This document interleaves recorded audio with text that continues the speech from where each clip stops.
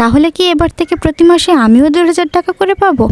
Hello everyone, আজ দোকানে না গিয়ে একটু তাড়াতাড়ি রান্না বসিয়ে দিয়েছি, কারণ আমি আজ যাব বিডিও অফিসে।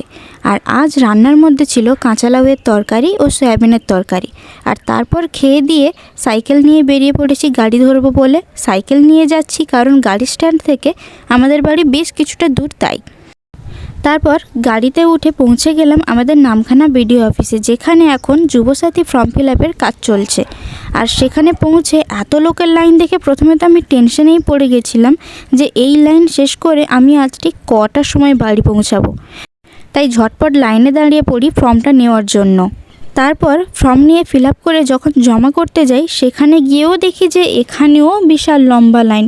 তবে এতটাও বেশি সময় লাগেনি, কারণ প্রতিটা পঞ্চায়েতের আলাদা আলাদা বুথ করা ছিল, তার জন্য খুব বেশি সময় লাগেনি কাগজপত্রগুলো জমা করতে। আর তারপর আবার কি, আমিও লম্বা লাইনে দাঁড়িয়ে পড়ি কাগজপত্রগুলো জমা দেওয়ার জন্য। তারপর কাগজপত্রগুলো জমা দিয়ে গাড়ি ধরে বাড়ি চলে এলাম। আর আপনারা যারা যারা এখনও আমাকে ফলো বা সাবস্ক্রাইব করেননি, তারা অবশ্যই আমাকে ফলো করে দেবেন এবং আমার চ্যানেলটিকে সাবস্ক্রাইব করে দেবেন। আর আপনাদের মধ্যে কারা কারা এই যুবসাথী ফর্ম ফিল আপ করেছেন আমাকে কিন্তু কমেন্ট সেকশনে এসে জানাবেন।